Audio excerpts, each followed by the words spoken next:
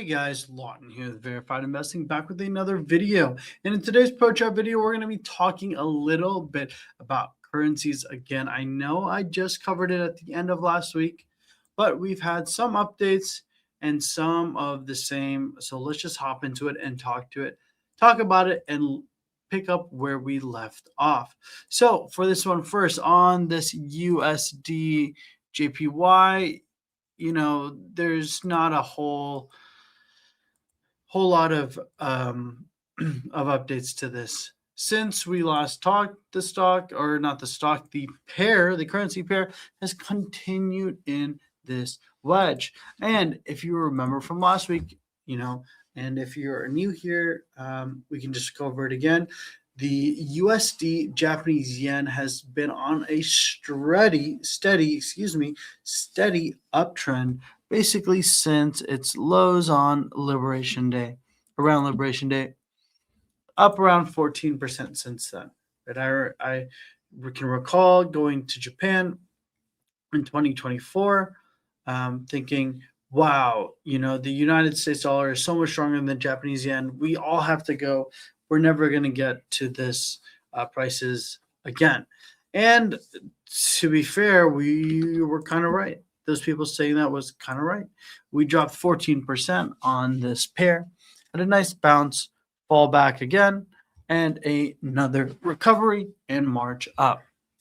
Now the question is, where are we going to find resistance? Well, for one, trading along this kind of wedge pattern, you can see that the upper trend line of this should provide some resistance here around 160, around 160 to 161. Okay, there should be some resistance around here. All right, the next area that you're talking about resistance, let's say we get past this this trend line, which also could be somewhere around this pivot high around 160, 161, right, is 162, right, $162 per yen, which is the previous high back in 2024. And if we zoom out a bit further, you'll see that since 2002, since I have charts available, this was the all-time high for this currency pair, right? So there's tons of resistance coming up on this pair. I mean, currency isn't the sexiest. It doesn't move the most. Since I last spoke to you, it's moved 0.5%. So the overall chart analysis is likely to stay similar. However, there's not a whole lot for me to say here. But you just keep those levels of resistance in mind. Next one that we're going to talk about again is this GBP, Great British Pound to the USD. Head and shoulders means, on this pair specifically, it means that we're expecting the US to go up in comparison to Great British Pound. And in this chart, Great British Pound is going down in comparison to the United States, meaning the same exact thing. So still trading within this kind of head and shoulders pattern, waiting for that break, waiting for this major break. And if we can get this break, it would be a move down about 6%. A move down about 6%, which is actually pretty huge, considering if I scroll back historically, the lowest we've gotten is down here, where we're basically flat in 2022, since I have data available. The 2022 lows where the pound and the USD were almost a hand-in-hand equivalent to each other. But again, on this move down, I had the measured move for you measured out to around 125-ish and showed you all this kind of levels of support and consolidation. So if we can get down and break this pattern, where are we likely to find support on the Great British Pound in relation to the US dollar? First off, around $1 or 1.3 pounds to USD, right? 130 should provide some support. The next level that could provide some support is this pivot low here from yes, at Liberation Day around 127, and then down here from January 13th of last year at around 120. Right, so 130, 127, 125, and 120.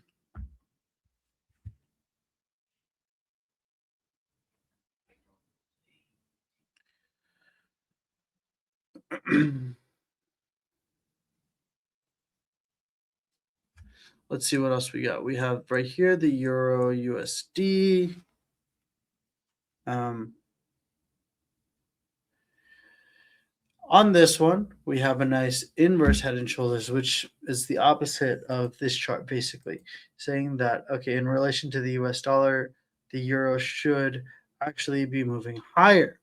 So that's interesting, right? Interesting to see with that measured move up around 122, 123. Um, the additional levels of resistance is going to be right here around 120 basically. This pivot high from the 27th of January should provide a decent level of resistance as well. So it's interesting to see that, when you see the pound favoring a move down and the euro favoring a move up in relation to the US dollar, that makes me interested, and I promise we'll get back to the AUD. If we could see a GBP euro chart and see what that's saying. Interestingly enough, well, not interestingly enough, but so it's not very surprising given what we know. The British pound actually, if it breaks down, favors a move lower in relation to euro. So it looks like the pound is favoring a move down, which is kind of coinciding with what we know about this, and the euro favoring a move up. And this kind of just it reinforces it.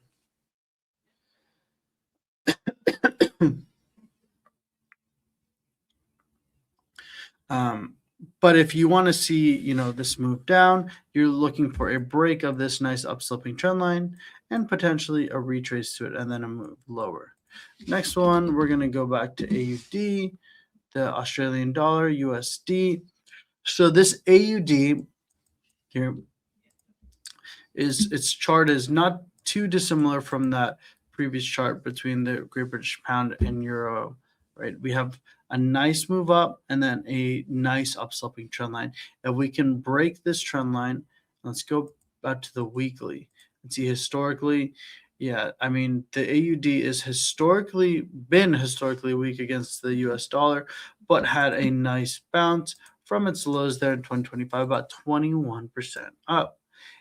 If we continue higher, this 7.76 pivot high from Liberation Day, or not Liberation Day, the 6th of April in 2022 should provide resistance. But if we break this, I think ultimately you can see a fall easily back to 0.68 or even lower. And the final chart I'm going to cover for you guys today is the US dollar versus Chinese yen. Um, on this chart, you could see here that there are two key levels of support I mentioned in last week's video, down around 6.7 and about just around both around 6.7 US dollars to Chinese yuan. And this chart is continuing to go down. And does that mean that the US dollar is getting weaker? Does it mean that the Chinese yuan is getting weaker? Well, to get a better picture of the entire thing, let's compare the euro to the Chinese yuan.